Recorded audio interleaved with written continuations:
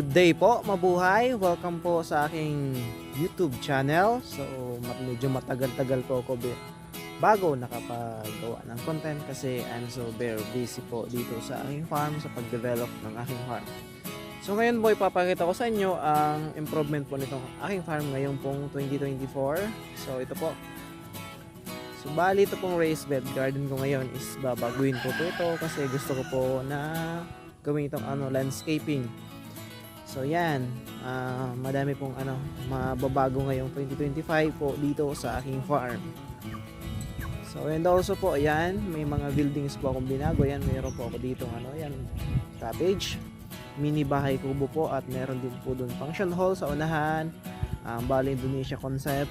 And also ito po yung isa, hindi ko po nilalagyan ng bubong kasi palagi pong na bagyo po dito sa amin. So malakas yung bagyo kaya this summer season ko na lang po yan na lalagyan ng bubong.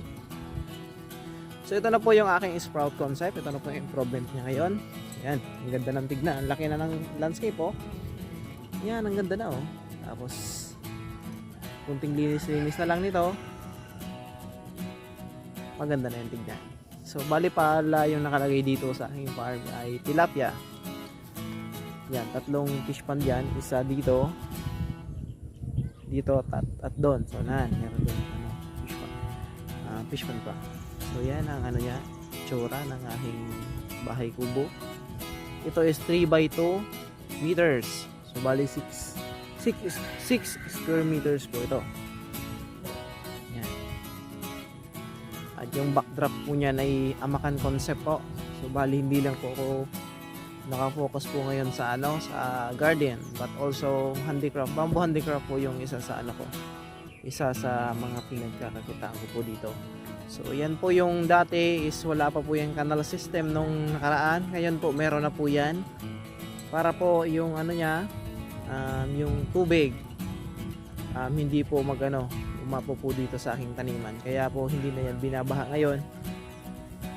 Yan, kaya may kanal na, kaya hindi na binaba talaga. So, yan.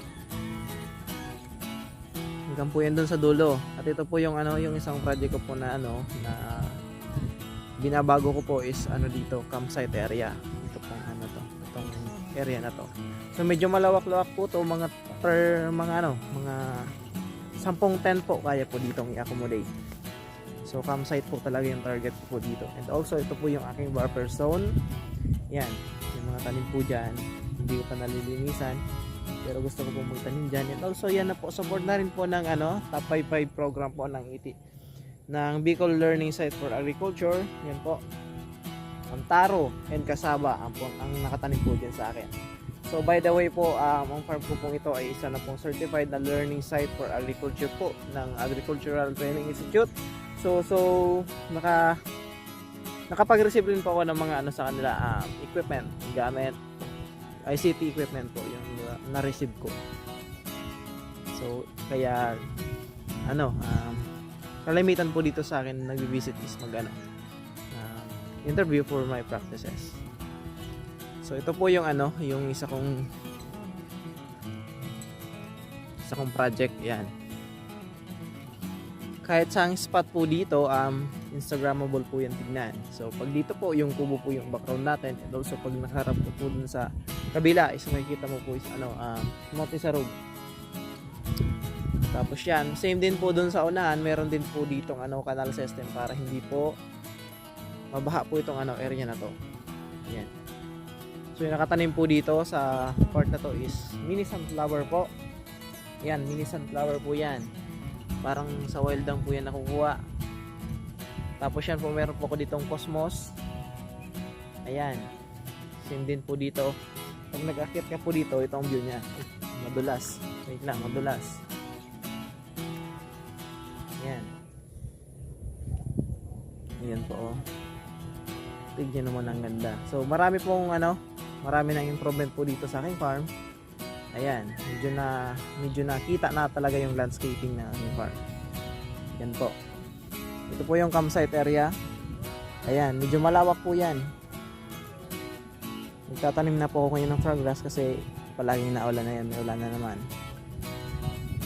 Tapos dito tayo sa unahan.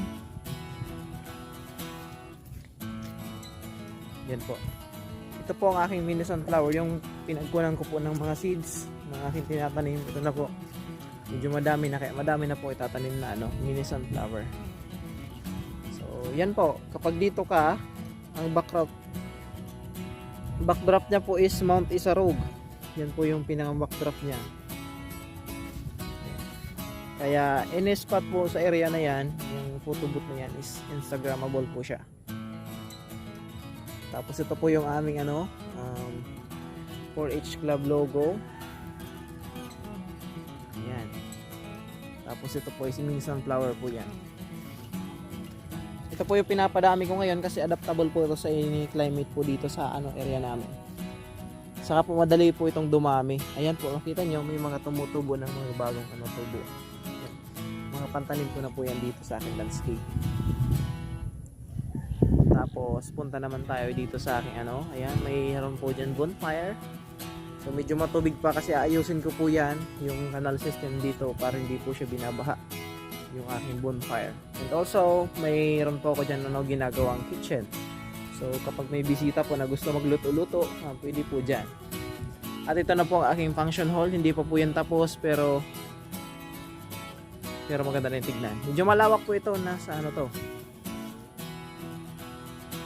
40 square meter po ito. Ang laki nito. Ayan, marami pa po ayusin dito. Kasi palaging busy sa handicraft, bamboo handicraft. Yan po. Mga ganyan po yung ginagawa kong bamboo handicraft. Ayan. Medyo malaki-laki po itong area na to.